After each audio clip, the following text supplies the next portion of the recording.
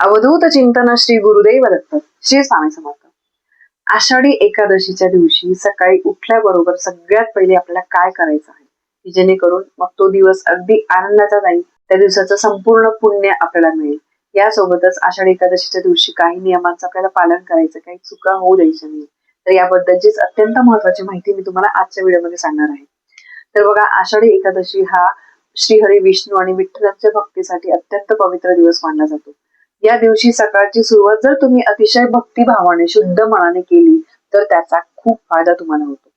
जसं की बघा, सगळ्यात पहिले आषाढी एकादशीच्या दिवशी तुम्हाला जाग येताच भगवंताचं स्मरण करायचं आहे. सगळ्यात पहिले बघा, मी तुम्हाला याबद्दलचा एक सेपरेट व्हिडिओ केलेला आहे. नेहमीच ही गोष्ट केली पाहिजे. मी सुद्धा स्वतः करते, माझ्या मुलीला मी सवय लावलेली आहे. जेव्हा आपण सकाळी उठतो तर उठल्यानंतर आपल्याला अंथरुणातच 2 मिनिटं शांत बसायचं आहे. आपले जे हाताचे तळवे आहे ते एकमेकांना घासायचे आहे आणि डोळ्यांवर ठेवायचे आहे. असं तुम्हाला 3दा करायचं आहे. त्यानंतर हात जोडून आपल्याला तुमच्या भगवंताचं, कुठल्याही तुम्ही ज्याच्यावर तुमची भक्ती असेल त्या भगवंताचं तुम्हाला स्मरण करायचं आहे. स्वामी समर्थांचं नाव घ्या, श्रीहरी विष्णूंचं नाव घ्या, विठ्ठलांचं नाव घ्या. तुमचे जे कोणी आराध्य देवता असतील त्यांचं तुम्हाला स्मरण करायचं आहे. आषाढी एकादशीच्या दिवशी तुम्हाला सकाळी उठल्या उठल्या हे करायचं आहे आणि या दिवशी आपल्याला लवकरच उठायचं आहे. एवढं मात्र लक्षात ठेवा. यानंतर दुसरी गोष्ट म्हणजे, जेव्हा आपण अंथरुणातून उठल्यानंतर खाली जमिनीवर पाय ठेवतो, जमिनीवर पाय ठेवताना तुम्हाला जमिनीला स्पर्श करून नमस्कार करायचा आहे. पृथ्वी मातेची क्षमा मागायची आहे. हे रोजच झालं पाहिजे. या गोष्टी मी स्वतः करते. जमिनीवर पाय ठेवण्यापूर्वी पृथ्वी मातेला नमस्कार करायचा आहे आणि क्षमा मागण्याची ही परंपरा खूप लोक करतात. मी माझ्या आईचं बघून शिकलेली आहे. ती सवय मला आहे. मी माझ्या मुलीला ती सवय लावलेली आहे. धरणी मातेची क्षमा, कारण आपण बघा त्या धरणी मातेवर राहतो, तिथे चालतो, तर त्यामुळे आपल्याला या पृथ्वी मातेची सुद्धा तिला सुद्धा नमस्कार करायचा आहे आणि मनामध्ये क्षमा प्रार्थना मागायची आहे. यानंतर बघा, पुढची महत्वाची गोष्ट म्हणजे तुम्हाला घर स्वच्छ करायचं आहे. सकाळी सकाळी छान तुम्हाला तुमच्या घराचा मुख्य दरवाजा, उंबरठा, त्याच्यानंतर संपूर्ण घर झाडून पुसून तुम्हाला स्वच्छ करायचं आहे. देवघर आपल्याला स्वच्छ करायचं आहे. तुमचं अंगण वगैरे असेल, अंगण तुम्हाला छान स्वच्छ करायचं आहे. त्यामध्ये रांगोळी काढायची आहे. छोटीशी काढा रांगोळी, त्यामध्ये अगदी कलर वगैरे भरले पाहिजे असं काही नाहीये. हळदी कुंकू फक्त तुम्हाला टाकायचं आहे. कधी पण फक्त पांढरी रांगोळी काढू नये, त्यावर थोडस तरी हळदी कुंकू तुम्हाला टाकायचं आहे. जेवढं स्वच्छ वातावरण तुमच्या घरामध्ये राहील तेवढी सकारात्मक ऊर्जा वाढते आणि मग तुम्ही केलेल्या सेवेचं फळ तुम्हाला मिळत असतं. त्यानंतर या दिवशी लवकर उठून आपल्याला छान आंघोळ करायची आहे. शक्यतो तुम्हाला या दिवशी काळे वगैरे कपडे घालायचे नाहीयेत.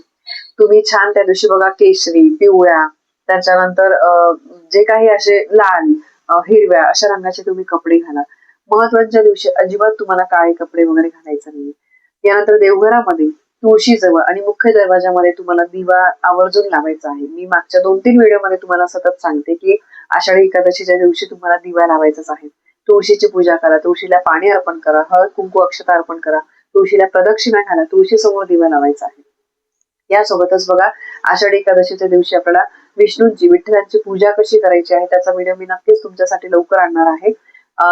विठ्ठलांच्या मूर्तीला किंवा फोटोला तुम्हाला पिवळे फुलं अर्पण करायचे आहे, तुळशी पत्र अर्पण करायचं आहे, नैवेद्य म्हणून फळ अर्पण करायचं आहे आणि विष्णू सहस्रनामाचा पाठ करायचा आहे. बऱ्याचशा गोष्टी आहे. विठ्ठलांची आरती, त्याचा इन डिटेल व्हिडिओ मी तुमच्यासाठी नक्की आणेन. यानंतर बघा, या दिवशी तुम्हाला उपवास करायचा आहे. उपवासासाठी बघा, फळ तुम्ही खाऊ शकतात. अतिशय जड पदार्थ आपल्याला खायचे नाही आणि उपवास म्हणजे एक दिवस आपल्या शरीराला थोडा आराम पण असतो. पण आपण काय करतो, उपवासाचे पदार्थ इतके खातो की पोट अगदी आपल्याला भरून जातं. तर असं करू नका.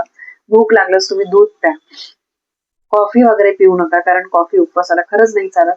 मी तर साबुदाणा सुद्धा उपवासाला खात नाही. साबुदाणा आवडतो म्हणून एखाद्या दिवशी सहज आपण पोहे वगैरे उपमा असा नाश्ता करतो, तसं मी साबुदाणा नाश्ता म्हणून खाते. उपवासाला साबुदाणा खरंच चालत नाही.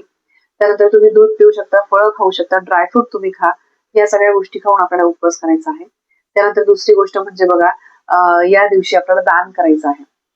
दिवसभरामध्ये तुम्हाला तुमच्या क्षमतेनुसार जमेल तसं अन्नदान, वस्त्रदान, गरजूंना तुम्हाला जमेल ते दान करायचं आहे. गरजूंनाच दान करा, ठीक आहे.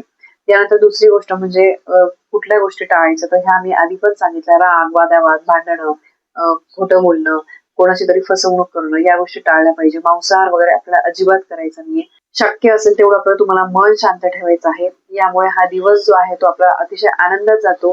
कोणाशी अजिबात विनाकारण डोकं वगैरे लावू नका, त्याचे वाईट परिणाम आपल्याला भोगावे लागतात. या खरंच खूप महत्वाच्या गोष्टी आहे. कारण बघा, एकादशीचा दिवस आहे. अतिशय उशिरापर्यंत झोपून राहू नका. त्या दिवशी शनिवार आहे तर त्यामुळे होऊ शकतं बऱ्याचशा लोकांना त्या दिवशी सुट्टी असू शकते. तर बघा तुम्ही लवकर उठून या गोष्टी जर केल्या ना सणासुदीच्या दिवशी तर म्हणजे खूप फ्रेश वाटतं, मनालाच खूप छान वाटतं. तुळशीची पूजा करायला या दिवशी अजिबात विसरू नका, कारण तुळशीची पूजा करण्याला या दिवशी खूप महत्व आहे. बघा विठ्ठलांना नेहमी तुळशी अर्पण केली जाते, तर त्यामुळे तुम्ही इतर दिवशी नाही करत, रोजच केली पाहिजे तुळशीची पूजा, पण इतर दिवशी नाही करत तर कमीत कमी तुम्हाला आषाढी एकादशीच्या दिवशी तरी तुम्हाला तुळशीची पूजा करायचीच आहे.